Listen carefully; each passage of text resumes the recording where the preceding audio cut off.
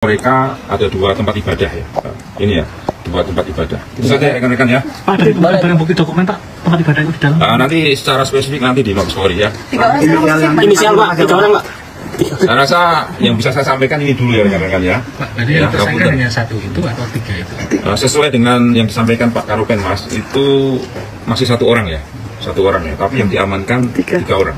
Demikian ya rekan-rekan. Orang itu yang namanya dia Nah itu nanti konstruksi peristiwa saya sampaikan lagi. Konstruksi peristiwa secara lengkap, nanti secara detail nanti akan disampaikan oleh Divisi Humas Mabes Polri ya.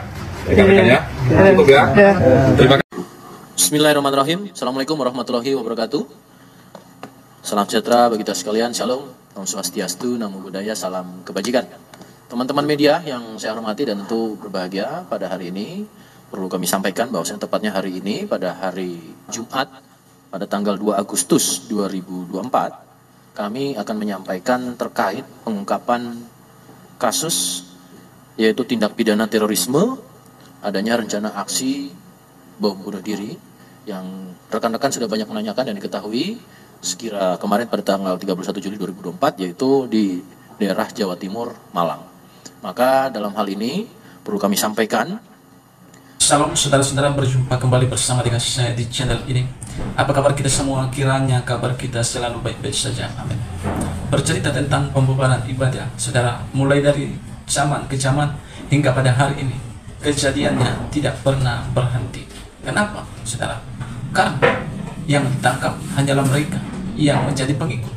Sedangkan di balik itu ada sesuatu yang membuat banyak muncul orang-orang yang benci kepada kekristenan dan menyebarkan ibadah, yaitu penceramah yang radikal. Itulah seharusnya yang perlu ditangkap sehingga tidak lagi muncul berkuasa orang-orang seperti itu. Berikut video kita akan melihat bagaimana aksi ini diamankan oleh Densus 88. Berikut videonya.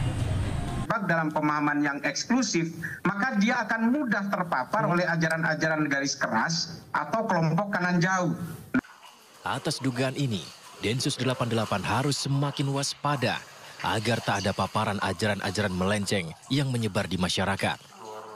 Sebelumnya Densus 88 Anti Teror Polri melakukan penyelidikan dugaan terorisme di Komplek Villa Syariah Bunga Tanjung, Dusun Jeding, Desa Junrejo, Kecamatan Junrejo, Kota Batu, Jawa Timur.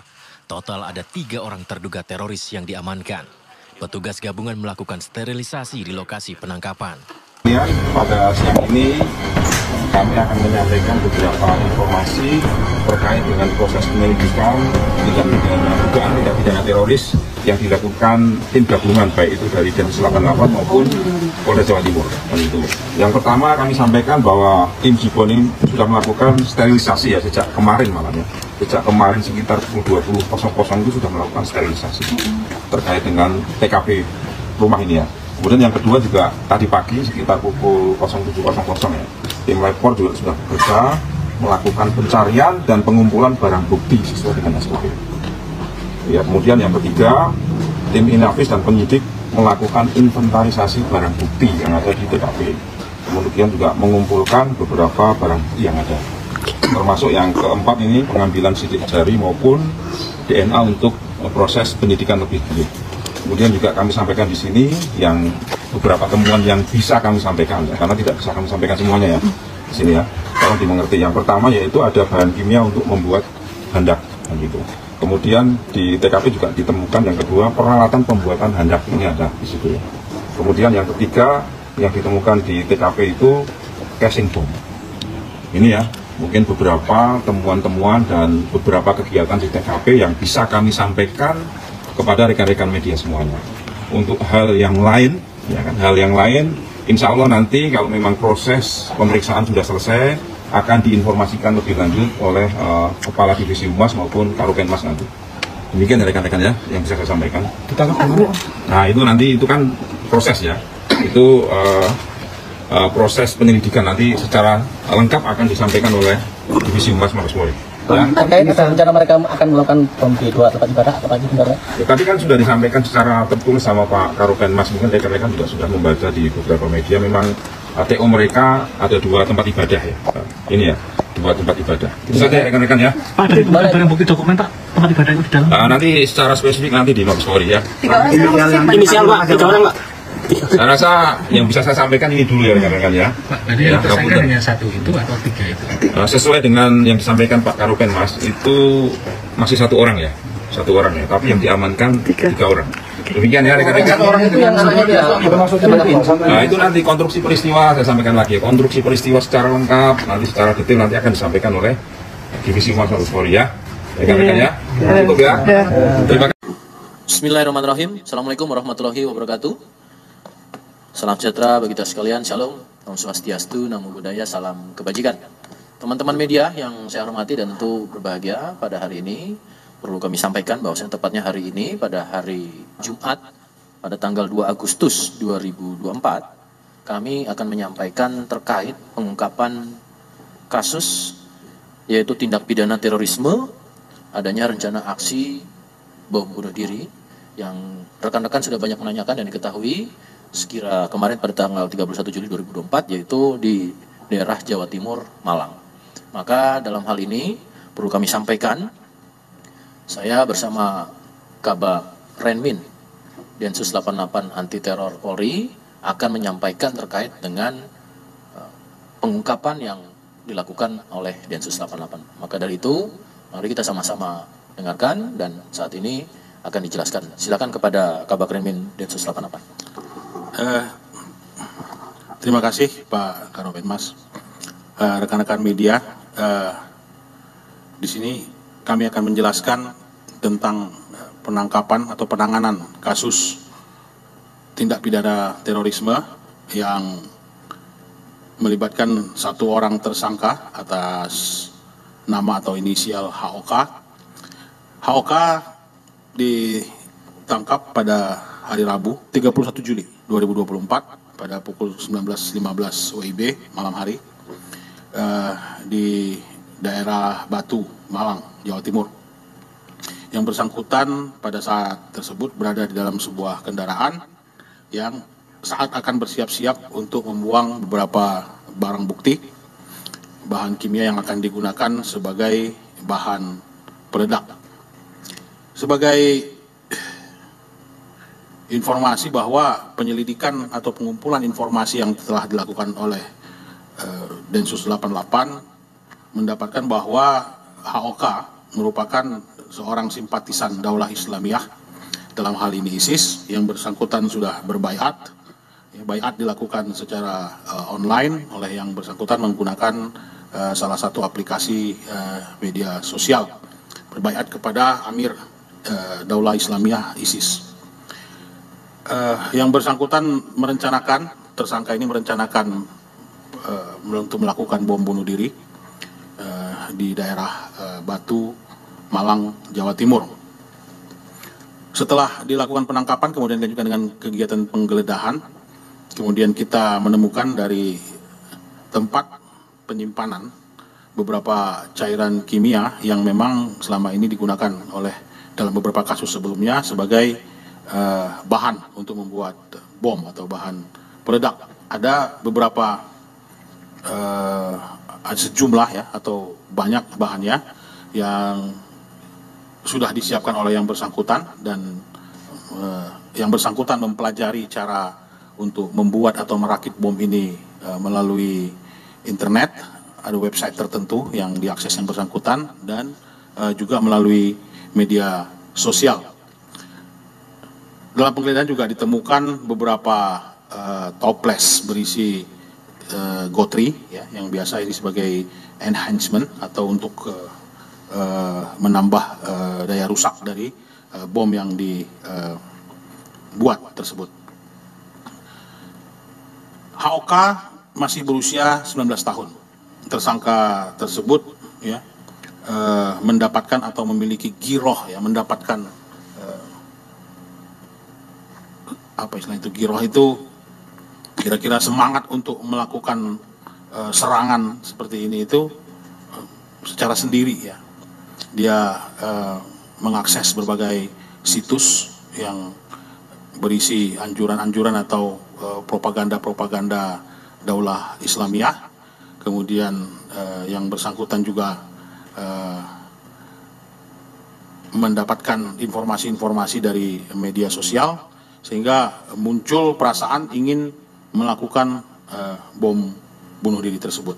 Nah, di sini sampai sejauh ini kita masih mendalami dan terus mengembangkan bagaimana proses seorang remaja seperti HOK ini menjadi terpapar dan kemudian sampai ke tingkatan yang paling tertinggi menjadi pelaku tindak pidana terorisme. Dari kami mungkin cukup itu dulu, karena saat ini juga kita sedang melakukan pendalaman dan juga memintai keterangan dari beberapa orang, termasuk orang tua yang bersangkutan yang kebetulan ditemui atau saat akan dimintai keterangan yang orang tua dari tersangka HOK ini sedang berada dalam perjalanan menuju ke Jakarta di dalam sebuah kereta. Nah, ini juga untuk menegaskan bahwa tidak ada bahan peledak atau bom yang dibawa oleh orang tua tersangka. Ya, jadi orang tua tersangka tersebut saat ini masih dimintai keterangan untuk mendalami profil dan kasus ini sendiri. Profil dari tersangka dan kasus ini tersendiri. Saya kira demikian Pak Karopenmas, mungkin ada beberapa hal yang mungkin perlu ditanyakan atau lain yang perlu kami jelaskan, kami siap untuk menjelaskan. Baik, terima kasih rekan-rekan. Untuk penangkapan ini telah dilakukan proses penangkapan pada tepatnya hari Rabu, tanggal 31 Juli 2024 sekira pukul 19.15 yang telah diamankan atas nama tersangka HOK, terduga tindak pidana terorisme di Jalan Nangsep, Kelurahan Sisir, Kecamatan Batu Malang, Jawa Timur. Maka tentu tersangka berdasarkan hasil penyelidikan diketahui, tadi sudah sampaikan berencana untuk melakukan aksi sebagai pelaku teror bom bunuh diri. Itu rekan-rekan yang bisa kami sampaikan. Sekali lagi, terima kasih. Mungkin boleh kami tambahkan sedikit di sini sebagai pesan lah, Jenderal, untuk menghimbau, mengingatkan bahwa setelah digali, biaya atau dana yang digunakan untuk pembelian bahan-bahan ini didapat oleh yang bersangkutan dari ditabung sendiri. Ya, uang jajan kalau menurut keterangannya yang diberikan oleh orang tua yang bersangkutan. Jadi di sini kita perlu betul-betul memperhatikan ternyata sebegitu tingginya ya motivasi dari seorang remaja seperti HOK yang menabung sendiri uangnya untuk membeli bahan-bahan peledak tersebut. Dan menurut pengakuannya yang sementara sedang kita dalami bahwa pemesanan, kemudian pemesanan itu menggunakan alamat di rumah, kemudian pembuatan juga di rumah, dan itu diketahui oleh orang tua atau keluarga yang bersangkutan. Tentu kita di sini menghimbau supaya sebagai orang tua atau sebagai bagian dari anggota keluarga yang mengetahui hal-hal seperti ini untuk segera menghentikan, atau kami sangat terbuka untuk menerima laporan ya, untuk apabila ada hal-hal yang bersifat emergensi, kita bilang seperti ini, Jenderal. Baik, itu rekan-rekan yang bisa kami sampaikan. Yakin bahwasannya Polri tetap melakukan upaya-upaya, baik itu sifatnya dari mulai preemptif, preventif, sampai dengan pada proses penegakan hukum. Dan kami yakinkan bahwasannya dari Densus 88 Anti Teror Polri tetap melakukan langkah-langkah secara baik dari preemptif sampai dengan penegakan hukum, dan tentunya kami yakinkan dalam proses penanganan ini masih secara simultan berkesinambungan, dan nanti secara perkembangan juga kami akan sampaikan lebih lanjut. Saat ini penyidik sedang bekerja dan tentunya kita tunggu bersama-sama untuk progres selanjutnya.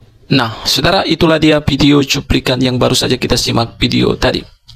Dan apa yang sedang terjadi ini bukanlah sesuatu hal yang baru, ya, tapi mulai dari dulu sampai sekarang tidak pernah berhenti-henti hal-hal seperti ini. Dan kita tahu bahwa kedamaian akan ada di NKRI kalau hal-hal seperti ini dibasmi dan dihapuskan dari NKRI. Bahkan saya pernah mendengar seorang panglima Dayak Kalimantan yang mengatakan bahwa orang-orang seperti ini tidak akan pernah habis sebelum dibasmi penceramah yang radikal. Karena dari situlah muncul banyak orang-orang seperti ini yang bahkan tidak segan-segan untuk membubarkan ibadah kekristenan. Dan biarlah kiranya ketika melihat hal-hal seperti ini, pemimpin tertinggi yaitu Bapak Joko Widodo Presiden kiranya memerintahkan kepada Bapak Kapolri untuk membasmi penceramah-penceramah radikal ini. Mereka itu tidak bisa dibiarkan tinggal di NKRI. Bahkan saya pernah dengar seorang Raja Salomo, Raja Sulaiman di Alkitab yang penuh dengan hikmat, dia berkata, orang fasik itu harus disingkirkan dari suatu bangsa supaya bangsa itu bisa maju dan berkembang. Itu kata Raja Salomo, raja yang paling berhikmat di seluruh dunia yang pernah kita kenal, yaitu Raja Salomo. Kalau mau bangsamu mengalami kemajuan, mengalami peningkatan, mengalami sesuatu hal yang luar biasa, maka singkirkanlah orang-orang fasik dari negerimu. Itu katanya. Kiranya Bapak Joko Widodo, Bapak Kapolri mendengar kata-kata hikmat yang diucapkan oleh Raja Salomo ini. Kiranya video ini mengedukasi dan memberkati kita semua. Jangan lupa saudara-saudara, video ini di-share sebanyak mungkin. Tuhan memberkati kita. Shalom.